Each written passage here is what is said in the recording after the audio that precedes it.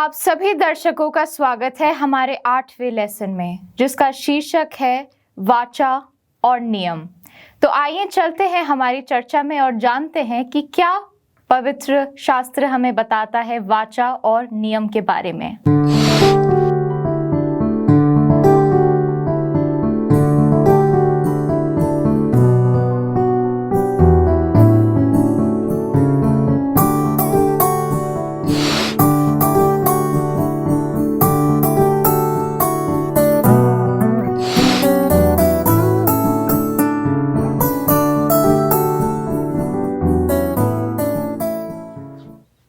व्यवस्था और हुक्म कैसे एक दूसरे से जुड़े हुए हैं, जिनको हम अलग नहीं कर सकते।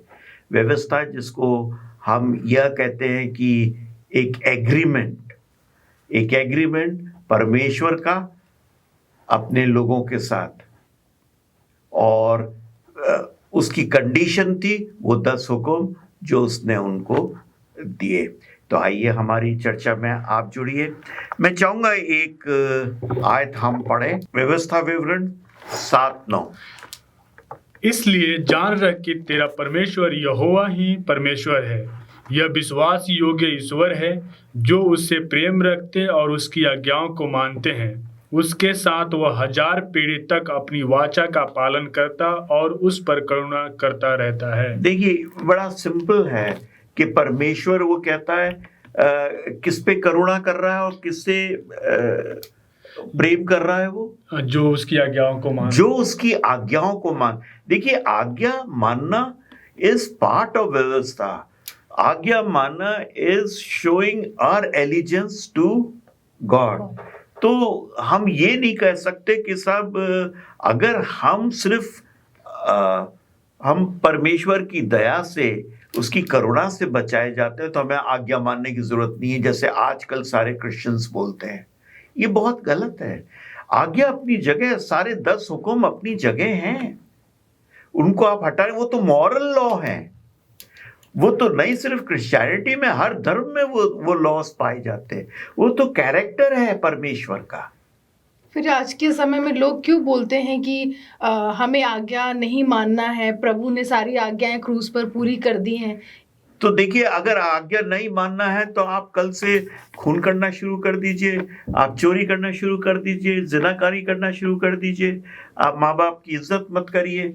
ये क्या, ये खत्म हो गए? अरे ये सब करेंगे तभी तो परमेश्वर हमसे प्रेम करेगा। ये तमाम आज्ञाओं को मानेंगे तभी परमेश्वर कहेगा ये मेरे पीछे चलने वाला इंसान है, ये मेरे हुक्मों को मानता है। तो हम ये कभी भी नहीं कह सकते कि हुक्म या आज्ञाएं, 10 नियम जो उसने दिए वो खत्म हो गए। ये बिल्कुल गलत है। फिर लोगों ने उस नियम को बदल क्यों लिया? जैसे विश्राम दिन का है, वो बदल क्यों दिया उन लोगों ने? क्यों हमारे समय में दो दिन वर्शिप करने वाले? देखिए, इससे बाद वाला जो हम पढ़ेंगे लेसन आने वाले हफ्ते का, उसमें मैं आपके सवाल का जवाब दूंगा कि ये क्यों बदला गया और कैसे बदला गया। लेकिन अभी आज हमारा चूंकि नहीं है तो हम इसको डिस्कस नहीं करेंगे, लेकिन हुक्मों का मानना जरूरी है। मैं चाहूंगा आप पढ़ें यशाया 56 बाब और 7वीं आयत। उसको मैं अपने पवित्र पर्वत पर लेकर आकर और अपने उसको किसके लिए है? इज़राइल के लिए। हाँ, पवित्र पर्वत पे लेकर आकर अपने प्रार्थना के भवन में आनंदित करूंगा। अपने प्रार्थना के भवन में उसको आनंदित करूंगा। क्यों? इससे रिलेट करिए वर्ष से आप जो इन्होंने पढ़ी है, जो मेरे हुक्मों को मानेंगे उनको मैं क्या करूंगा? हजारों पीढ़ी तक, हजारों पीढ़ी तक क्या करूंगा? अपनी वाचा का करुणा करूंगा। अब उनके ऊपर करुणा करूंगा, उनको मैं अपने पवित्र पर्वत पर लेकर आऊंगा। सर, एक सवाल है। हाँ, कि वाचा के अंदर व्यवस्था किस प्रकार से दिखती है? कैसे हम इस बात को समझ सकते हैं? देखिए, वाचा कोई सी भी वाचा हो, एग्रीमेंट कोई सा भी हो, उस एग्रीमेंट की कोई कंडीशंस हैं। पहली बात हमने देखी थी, एग्रीमेंट दो जनों के बीच में होता है। यहाँ हम बात कर रहे हैं खुदा के और इज़राइलों के बीच में या मनुष्य के बीच में हुआ एग्रीमेंट। तो दो पार्टीज हैं और उसकी कंडीशन क्या है? 10 हुक्म है। बड़ा सिंपल सा है। आप कंडीशन फुलफिल नहीं करेंगे तो वाचा को कहीं ना कहीं तोड़ रहे हैं, एग्रीमेंट तोड़ रहे हैं आप। और परमेश्वर उस एग्रीमेंट के साथ साफ कह रहा है कि मैं पीढ़ियों दर पीढ़ियों तेरा क्या बना रहूंगा? परमेश्वर बना रहूंगा। इब्रानियों 2 बाब और 9वीं आयत। पर हम यीशु को, जो स्वर्गदूतों से कुछ ही कम किया गया था, मृत्यु का दुख उठाने के कारण महिमा और आदर का मुकुट पहने देखेंगे, ताकि परमेश्वर के अनुग्रह से वह हर एक मनुष्य के लिए मृत्यु का स्वाद चखेगा। ये किसके लिए लिखा गया? यीशु मसीह। यीशु मसीह के लिए लिखा गया। यीशु मसीह ने हमारे लिए वो जो हमें चखना था, हमें जो मृत्यु का दंड भोगना था, वो दंड किसने भोगा? यीशु मसीह ने हमारे लिए भोगा, ताकि उसका जो जीवन है, अनंत जीवन, वो किसको मिल सके? हमें मिल सके। इसीलिए तो कहते हैं प्रभु ने हमारे लिए रैंसम या हमारे लिए फिरौती दी या हमारे को खरीदा है वापस, अपना लहू बहा के, बेशकीमती लहू बहा के। तो एक हम ब्रेक ले लें और ब्रेक के बाद फिर लौटेंगे अपनी इस चर्चा में। दर्शकों, एक छोटे से ब्रेक के बाद हम वापस लौटेंगे अपनी इस चर्चा में। हमारे साथ बने रहिएगा। वेलकम बैक दर्शकों, आइए हमारी चर्चा का आप हिस्सा बनिए।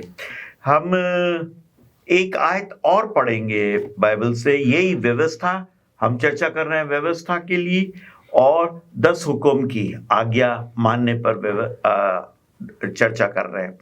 तो मैं चाहूंगा अगर आप एक आयत पढ़ें हमारे लिए, और वो है व्यवस्था विवरण 4 बाब और 13वीं आयत। और उसने तुमको अपनी वाचा के 10 वचन बताकर उनके मानने की आज्ञा दी।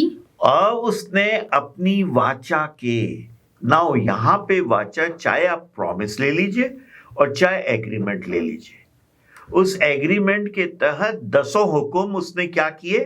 तुमको बताए मानने के लिए कि भाई अपने इस एग्रीमेंट क्या था कि अगर तुम मेरे हुक्मों को मानोगे तो तुम मेरे लिए पवित्र लोग होगे। आपने पढ़ा, तुम मेरी स्पेशल प्रजा होगे, तुम्हारे द्वारा तमाम संसार को मैं आशीषित करूंगा, तुम्हारे को पवित्र पर्वत के ऊपर लेकर आऊंगा। तमाम ये बातें उसने, उस सब के लिए उसने क्या किया? 10 हुक्म कंडीशन रखी कि मेरे हुक्म तुमको मानने पड़ेंगे। तो सवाल यहां पर उठता है जो मैं आपसे पूछना मांगता हूं कि दया, कृपा, अनुग्रह क्या लाइसेंस है कि हम हटी करें और आज्ञा ना माने? नहीं। कैसे कह सकते? क्योंकि अगर हम आज्ञा देखते हैं कि वो खुदा का कैरेक्टर, और जब हम अगर लॉ की भी बात करें तो जहाँ पे लॉ नहीं होता वहाँ पे केओस होता, और सिर्फ ह्यूमन उसमें लॉ नहीं, अगर हम देख लें तो नेचर का भी एक लॉ है। सूरज एक टाइम से उगेगा, एक टाइम से डूबेगा, तो पूरा यूनिवर्स एक लॉ पे चलता है। तो खुदा ने इंसान को भी एक लॉ दिया है, उसके हिसाब से उसे एक्ट करना है। बिल्कुल ठीक है। अगर हम वाचा को देखें, मॉरल लॉज हैं, और ये मॉरल लॉज बिल्कुल हर जगह पाए जाते हैं, हर धर्म में पाए जाते हैं, हर जगह मिलेंगे। कभी कोई देखिए, वाचा तो सिनाई, 10 हुक्म तो सिनाई पर दिए। 10 हुक्म जब सिनाई पे दिए तो उन 10 हुक्मों में कहा तू कभी खून मत करना। लेकिन हम देखते हैं काहिन ने अपने भाई हाबिल का खून किया और फिर खुदा से छुपता फिरा, तो उसको कैसे मालूम कि भाई मैंने गलत काम किया है? उसके विवेक, कॉन्शियस से, उसके कॉन्शियस से। इसका मतलब वाचा सिनाई पर ही नहीं मिली, सिनाई पर्वत पर ही नहीं मिली, उससे पहले भी एग्जिस्ट कर रही थी, चाहे वो कॉन्शियस में एग्जिस्ट कर रही हो। और धीरे धीरे जैसे पाप बढ़ता गया उसी तरीके से हर चीज बढ़ती गई और इंसान जो है वो वाचा को भूलता गया और या ये 10 हुक्मों को भूलता गया। लेकिन फिर भी भूल भी जाए, लेकिन अगर आप किसी और से भी कहें हाँ। जो व्यवस्था को नहीं जानता, जो खुदा को भी नहीं जानता, या जो नास्तिक है, हाँ। उससे भी अगर हम कहें कि क्या खून करना सही है हाँ। या झूठ बोलना सही है, तो वो भले ही वो कुछ नहीं जानता, लेकिन उसका कॉन्शियस कहेगा नहीं ये गलत है। बिल्कुल उसका बिल्कुल। क्योंकि तभी परमेश्वर ने कहा मैं अपनी व्यवस्था लोगों के मन में बसाऊंगा। बिल्कुल। तो हम देखते हैं कि अनुग्रह में प्रेम है, प्रेम के बगैर अनुग्रह नहीं हो सकता, ये तो मानेंगे आप। दया बगैर प्रेम के नहीं हो सकती। अनुग्रह में प्रेम है और प्रेम आज्ञाकारिता की जननी है।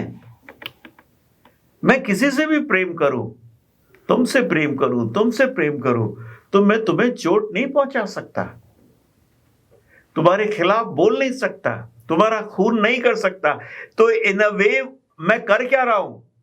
मैं 10 हुक्मों को मान रहा हूं। अनुग्रह के अंदर प्रेम है और प्रेम आज्ञाकारिता की जननी है। तो अगर आप ये कहते हैं 10 हुक्म खत्म हो गए, तो मैं सोचता हूं वो लोग बहुत नादान हैं या इग्नोरेंट हैं। वो जानते नहीं कि परमेश्वर के क्या हुक्म है, क्या वो चाहता है।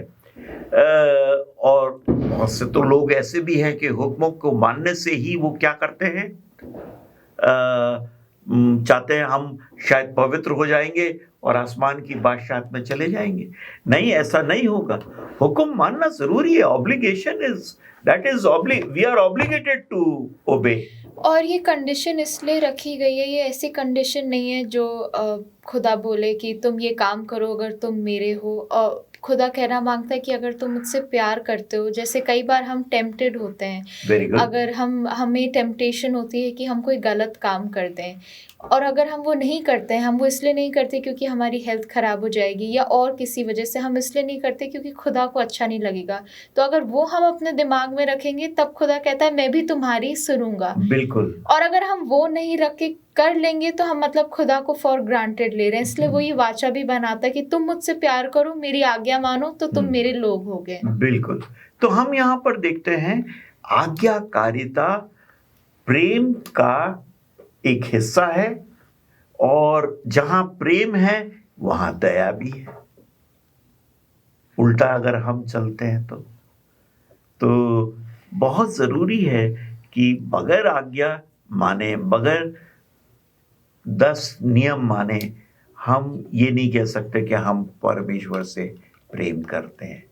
और अय्यूब की किताब में, याकूब की किताब में हम साफ देखते हैं, वो कहता है कि ईमान बगैर काम के क्या है? मुर्दा है। हमारा विश्वास बगैर काम के मुर्दा है। मैं मसीह में विश्वास करता हूं और काम मेरे गंदे हैं, तो मेरा विश्वास मुर्दा है। मसीह में अगर मैं विश्वास कर रहा हूं तो मैं मसीह के हुक्मों को भी मानूंगा, उसके कैरेक्टर को, उसके चरित्र को पहनने की कोशिश करूंगा और वो सारे काम करने की कोशिश करूंगा जो उसको अच्छे लगते हैं। बच्चे वो सारे काम करने की कोशिश करते हैं जो माँ बाप को अच्छे लगते हैं, और वो they want to get credit out of it when they work in accordance with the will of the parents. हम अगर ऐसा करते हैं तो खुदा हमें क्रेडिट देता है। उसने तो ऑलरेडी दे दिया, और उसका दूसरा हिस्सा ये भी, उसने ऑलरेडी क्रेडिट दे दिया कि उसने अपनी जान दे दी। अब इससे बड़ा क्रेडिट आपको क्या चाहिए? और ये हमारा ग्रेटिट्यूड है कि हम उसके नियमों को फॉलो करें, क्योंकि उसने हमें जान दे दी। ग्रेटिट्यूड, आप ऑब्लिगेशन करिए। We are obligated. जैसे मैंने आपको आपके घर पर छोड़ा, आपको लिफ्ट दी और घर उतरने के बाद आप नाउ यू आर ऑब्लिगेटेड, आप कह रहे आइए एक कप कॉफी या चाय पी के जाइए मेरे साथ, have a hot drink and go. तो बिकॉज यू आर ऑब्लिगेटेड, तो मैं चूंकि ऑब्लिगेटेड हूं कि परमेश्वर ने मेरे साथ इतना बड़ा काम किया कि मेरे लिए अपनी जान दी, so I'm obligated to obey him. He set us free. He set us free. वो पाप का जो बंधन था उससे उसने हमें छुटकारा दिया। मूसा ने मिस्र देश के बंधन से, गुलामी के बंधन से छुटकारा दिया। प्रभु यीशु मसीह ने हमें पाप के बंधन से, पाप की गुलामी से हमें छुटकारा दिया। तो एक छोटा सा ब्रेक लेंगे और फिर वापस लौटेंगे। दर्शकों, हमारे साथ बने रहिएगा, एक छोटे से ब्रेक के बाद वापस आते हैं। वेलकम बैक दर्शकों, हमारे तीसरे और आखिरी सेगमेंट में हम व्यवस्था के बारे में डिस्कस कर रहे हैं। व्यवस्था और आज्ञाकारिता, व्यवस्था और आज्ञाकारिता। एक आयत पढ़ेंगे हम, मलाकी 3 बाब और 6 आयत। क्योंकि मैं यहोवा बदलता नहीं, इसी कारण हे याकूब की संतान तुम नष्ट नहीं हुए। मैं यहोवा बदलता नहीं, इसीलिए तुम नष्ट नहीं हुए। क्या कह रहा है यहोवा यहाँ पे? कि परमेश्वर कहीं बदलने वाला नहीं है। नहीं, वो तो कह ही रहा है कि मैं बदल, इसलिए तुम नष्ट नहीं हुए। मतलब मेरी करुणा, मेरी दया बदली नहीं है, वो वैसी वैसी बरकरार है, इसीलिए तुम नष्ट नहीं हुए। अगर मैं अपनी करुणा, अपनी दया को रोक लेता तो शायद तुम नष्ट हो जाते, क्योंकि तुमने बदकारी करी है, तुम पाप करते चले आए हो, तुमने मेरे हुक्मों को माना नहीं है, तुम आज्ञाकारिता में बिल्कुल फेल हो गए। ठीक है कि नहीं? अब सवाल यहां पर एक उठता है कि जब परमेश्वर को मालूम था कि ये हुक्मों को मानेंगे नहीं, तो उसने पहली जगह पर वो हुक्म दिए क्यों?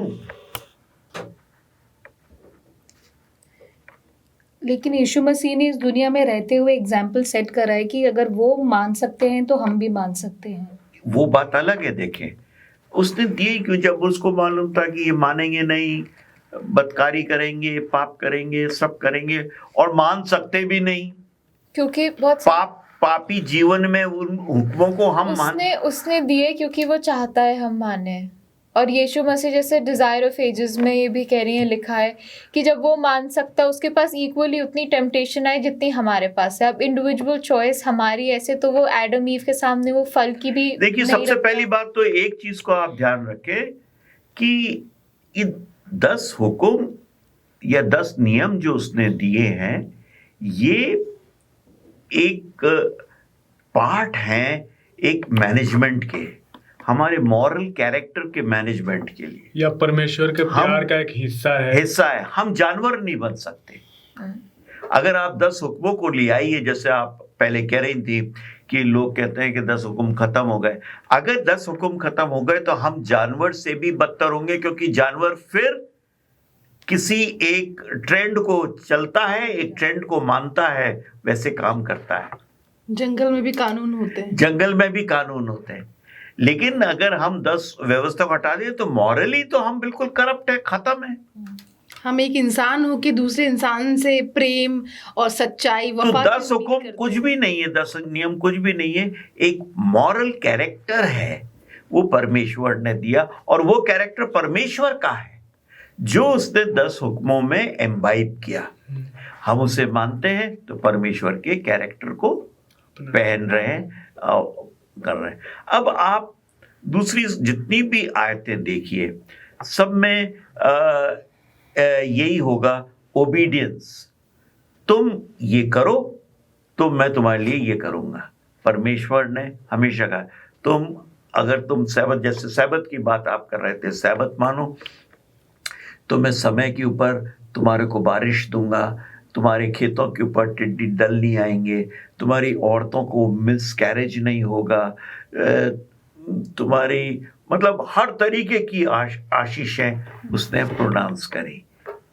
उसने हर आज्ञा के साथ, आज्ञा को पूरी करने के लिए उसने प्रॉमिस दिए, उसके प्रॉमिसेस थे, और वो आज भी प्रतिबद्ध है इस बात से कि तुम मानोगे तो मैं तुम्हारा खुदा होऊंगा, तुम मेरे लोग होगे। तो हम अपनी सराउंडिंग्स में, अपनी दुनिया में भी हम जो नियम नहीं पालन हो रहे, उसके हम अपने ये सब कॉन्सिक्वेंसेस देख सकते हैं दुनिया के चारों ओर। ये पाप के कॉन्सिक्वेंसेस है। पाप क्या है? 10 हुक्मों का तोड़ना, उनमें से किसी भी एक हुक्म को तोड़िए आप, वो पाप है। व्यवस्था का उल्लंघन करना, व्यवस्था का उल्लंघन करना ही पाप है। और सारी पृथ्वी को इसी उल्लंघन ने ही तोड़ हाँ। के रख दिया, डैमेज कर दिया। तो व्यवस्था का कार्य, जिस दिन व्यवस्था ने मेरे को ये बता दिया कि तू पापी है, व्यवस्था का काम खत्म। अब काम व्यवस्था का खत्म हो गया तो किसका शुरू हो गया? ग्रेस, परमेश्वर का अनुग्रह का। परमेश्वर के अनुग्रह का। और यही चीज इस आयत में वो कह रहा है। आमोस 3 बाब और 3 आयत पढ़ेंगे आप। यदि 2 मनुष्य परस्पर सहमत ना हो हाँ। तो क्या वे एक संग चल सकेंगे? 2 मनुष्य परस्पर सहमत नहीं हो तो क्या वो एक साथ चल सकेंगे? अगर आज्ञाकारिता और व्यवस्था दोनों साथ साथ नहीं हो, या व्यवस्था और नियम दोनों एक साथ जुड़े हुए नहीं हो, तो क्या ये साथ साथ चल सकेंगे? कभी भी नहीं। सर, जैसे कि विश्वास कर्म बिना अधूरा है, मरा हुआ है, मुर्दा है, बिल्कुल वैसे ही वाचा और व्यवस्था एक दूसरे से अलग नहीं है, एक दूसरे बिना अधूरा है। बिल्कुल सही है, एक दूसरे के बगैर अधूरा है। तो हम इनको सेपरेट नहीं कर सकते, they are inseparable. The promises of God or the agreement that he has made and the 10 commandments what he has given to us, they are inseparable, बिल्कुल अलग अलग है। और सेपरेट करते के साथ हम किसी और ट्रैक पे चलने लग जाएंगे। तो ये कभी नहीं हो सकता कि आप ये कहें कि व्यवस्था को मानने की जरूरत नहीं है या 10 हुक्मों को मानने की जरूरत नहीं है। 10 हुक्म आज भी उतने ही जरूरी हैं जो आज से 6000 साल पहले जरूरी थे, आज भी उतने ही जरूरी है। सर, क्या हम व्यवस्था को अनुग्रह का भाग कह सकते हैं? बिल्कुल कह सकते हैं, क्यों नहीं कह सकते? व्यवस्था अनुग्रह का भाग है, हालांकि उस पर डिपेंडेंट नहीं है, लेकिन भाग जरूर है।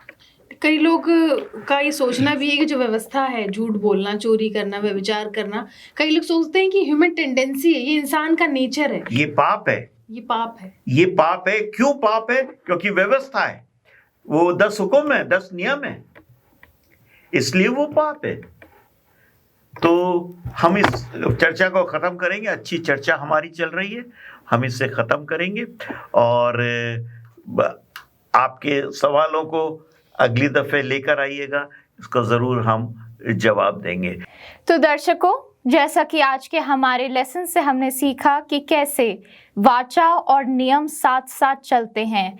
वाचा नियम के बिना और नियम वाचा के बिना अधूरा है, और इसी चीज़ को ध्यान में रखते हुए परमेश्वर ने हमें नियम दिए हैं कि हम उन नियम का पालन कर सकें और परमेश्वर को बता सकें कि हम उससे प्यार करते हैं। तो आप हमारे साथ बने रहिए, हम आपसे मिलेंगे हमारे 9वें लेसन में।